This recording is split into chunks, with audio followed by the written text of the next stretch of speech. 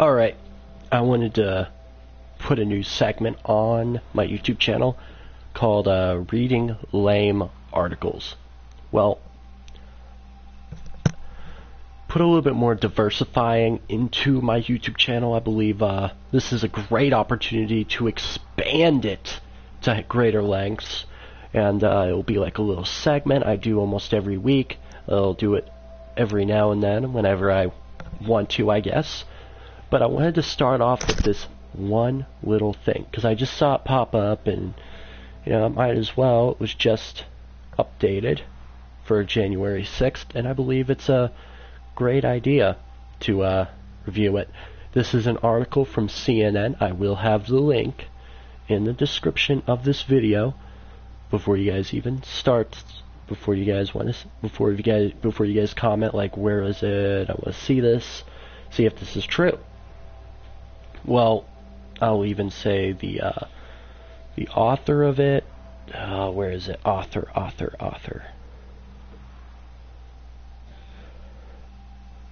All I see is vital signs. I don't know what the author is. You guys can check it through the link. But I'm gonna read. I'm gonna read this. Can video games be addictive? One U.S. expert has no doubts. Douglas Gentile, a psychologist at Iowa State University, has been studying the subject for decades.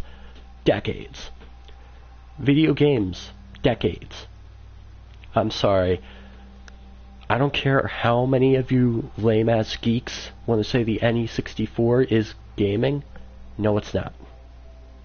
Just stop right there. No, it's not. This game I'm displaying right here, that's gaming. That's gaming. And I'm not talking about the game. Any of these PS4, 360, PS3, Xbox One games, that's gaming. PC, CSGO, Halo, stuff like that. That's gaming. Three-dimensional, and you're able to save your stats, save your progress. That's gaming. And stuff like Super Mario Brothers, you could call that gaming because you were able to save your stats and stuff. I would say anything from the PlayStation 1, original Xbox, and higher, from that time period, higher. This is what I'm saying. Phone games, I'm fine with that. Castle Crashers. That's a arcade game for the 360. What am I talking about? Clash of Clans, I mean. That's a game. I consider it. But the first study I began in 1999 to basically try to show the video game addiction isn't a real thing, and it turns out I was wrong. Yes, this is literally a thing. According to his research, roughly 8.5% of children who play video games in the United States are addicted. So that means that no one else plays video games? Like they only play it like once in a while? Is that what do you consider addicted? Like they can't go 10 minutes without it, they can't go an hour, they can't go a week, because this determines whether it is. Continuing with the passage, even though different researchers across the world may define the problem somewhat differently or ask different questions in different countries with differently aged kids, we find almost the same results around the world. So it's not just American gamers, little kids, because little kids don't know any better. They're just too much into gaming. The estimates perhaps vary somewhat, but they all seem to come out somewhere between 4 and 10%. That's the amount of gamers I would classify as addicted. What's your classification as addicted? You never really said that. Access is key. This is like a little section of it. Gentile, the psychologist apparently, sees the increased availability of technology and the spread of broadband internet as the key reason for this. Broadband internet. We're talking about the same internet, right? Anyway, a risk factor for addiction is access. So as long as it's there, you guys want to play it, right?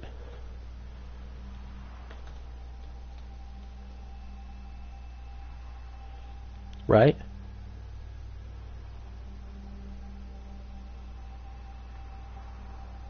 No? Whatever.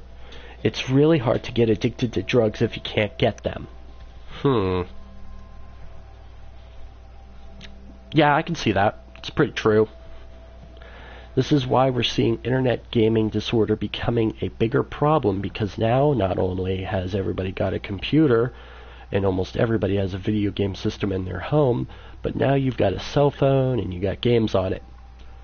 Okay. Because whenever I am on a tablet, I want to play games, right? No. I rarely do anything other than Clash of Clans. And I play like 5 minutes of that. So I guess I'm addicted to Clash of Clans. 5 minutes. Whatever. The American Psychiatric Associations, they like to throw around these words. Psychiatric Associations, DSM-5. They act like the normal people that watch this or listen to this are like middle-aged women who have children that are 5 or older. Which is probably true, and most of them believe the shit that these guys spew. A manual that classifies mental disorders lists internet gaming disorder. So apparently there's a condition warranting more clinical research and experience before it may be considered for inclusion. Which is true. Yeah, I believe it should. Tackling the ABC. Now it's just going into stuff that isn't even going over the subject at its key points, and I believe these are just it makes literally no sense. Are you trying to say that video games are, or are they not?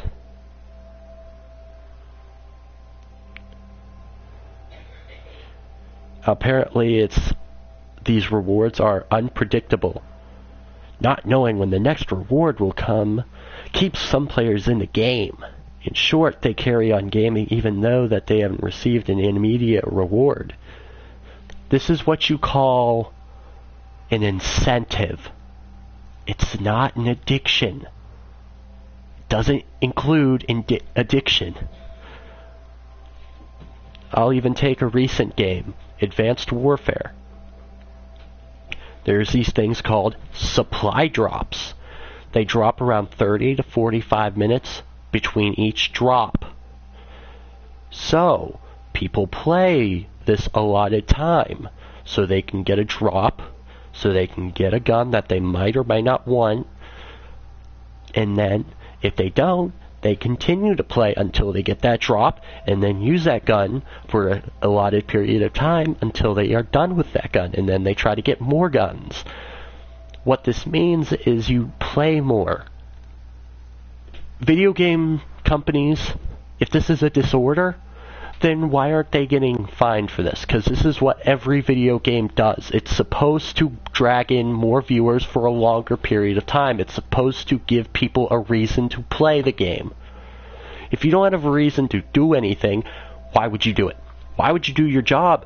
Oh, to get money. Mind is completely blown. If gaming goes beyond fun. This is another little section that they have. I'll even read it. But how can you tell when a healthy enjoyment of gaming and what is an addiction? There is no universal definition of addiction, but Gentile highlights a key characteristics. It has to be something that's actually damaging your life, which is true. I believe any sort of addiction has to be bad for you.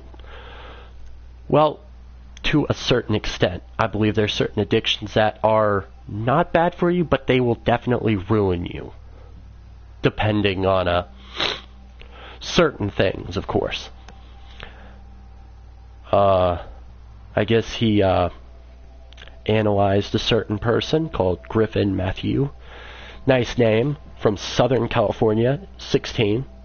Has been through treatment for internet gaming disorder. There's actually treatment for internet gaming disorder. There is actually a thing called internet gaming disorder. Anxiety and depression. I'm sorry. I've had anxiety and depression all my life. That little box over there, the PS4, is the only thing that helps me. It is my drug. That thing over there has helped me a lot more than anything else. I don't take anything for this because, well, I don't consider it a problem. I've never actually had a problem in my life because of this little thing. He was introduced to video games at the age of 10. I was introduced at the age of 8. I played on my PlayStation 2. That's what I did. I played Madden, and that was it. That was my gaming. I played Madden for maybe an hour or 2 hours a day, and that was just to play. And it was like throwing the ball around with yourself. Over time, I guess his parents noticed his behavior began to change. I guess his isolation. I had a lot of those problems before 8. It was more or less the way I was raised, combined with a few other factors that I do not want to speak about, is what happened. He wanted to be playing more, so that took away from family time. I'm sorry, my family is great. They're awesome. But do I want to talk to them all day? No, I don't. And it takes away from socializing with his friends. I have more friends on my PlayStation 4 than I have in real life. And it's crazy. I have gotten more friends on my 360 and more friends on YouTube than I've gotten outside in the real world because, well, I just don't click well with people. I am more honest. People over the internet don't get as pissed off as they do in real life, and it's great. It really started, this is continuing in the passage, it really started escalating more in middle school, then we noticed a real change in about 8th grade. And then they sent him on a program called Outback Therapeutic Expeditions, where he spent time outdoors away from games. Was in treatment for 6 months before returning home. He still has challenges with tech use and his depression. Tech use. Yes. Apparently this is a problem. Tech use and depression being coincided. This continues with him saying that problem goes beyond games itself. I want other kids to realize that the problems they are facing aren't because of what's around them, but also due to the fact that they stay inside and won't speak to anyone about them. It doesn't matter if you're playing video games or not. You're going to have problems. Video games for me took my problems and didn't throw them away, but push them to the side for like 5 minutes. Okay, if video games are a problem, shouldn't love be a problem? Because love takes the problems and throws them away. They're still there, but they're just out to the side. Isn't love an addiction? No, because people... What are you going to say? You could say sex is an addiction, but is it really hurting you? There is no statistic proving this. And this article, it's fine, it's great, whatever. Most people are going to believe it. I don't. Tell me what you guys think in the comment section down below, and I'll talk to you guys in the next video.